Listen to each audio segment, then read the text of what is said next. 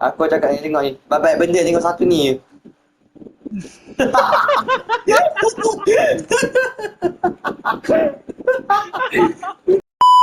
Okey. Bentek ni. Boleh lah letak atas sikit? Boleh lah. Okey, Rico. Yeah.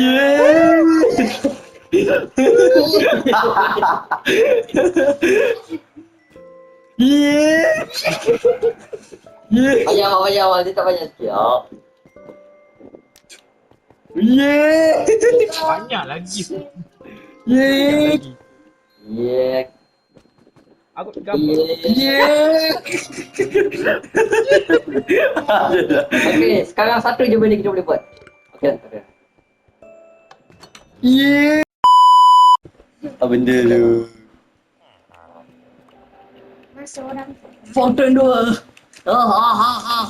Lemah. Memang aku ketua lah manager ni. Bagi aku mending. Selagi tak bagi mending aku takkan lepaskan keluar semua. Kalau ada mending aku takkan lepaskan keluar semua.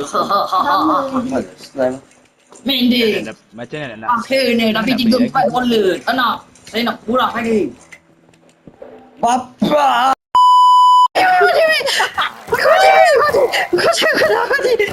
Pelindung je.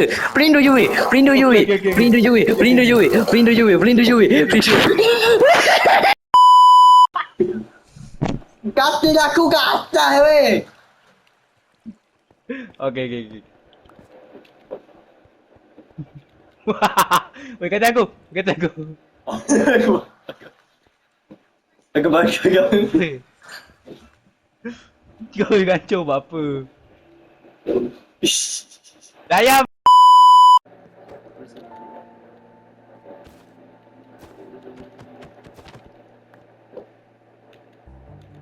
Aku nampak ni jap. Nak ubah jap. Okey, nak bagi tak nak bagi nampak sangat besar tu jap. Okay, see you guys next time. Ada apa weh? Kenapa? Tak apa kita muas. Nak. Aku baru je nak main kau. Dah ni belakang kau.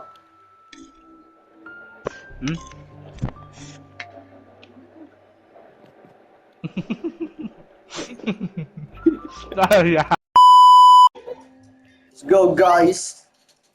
For the first part guys. Yeah. Di sini kita minum air anggur. Aduh, masih aku tak main.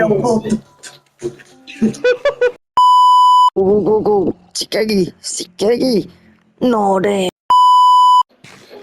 Oh, air dekat atas sudah orang ambil, Mat.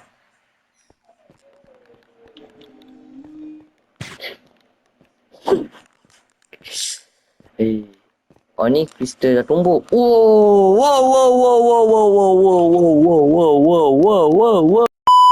Nampak juga pedang aku. Apa lagi?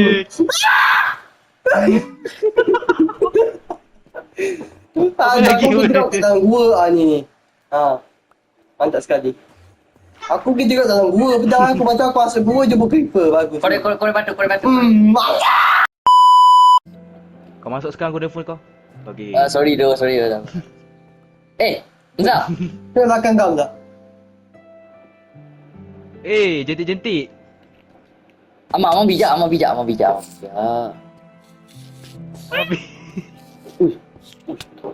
Oi!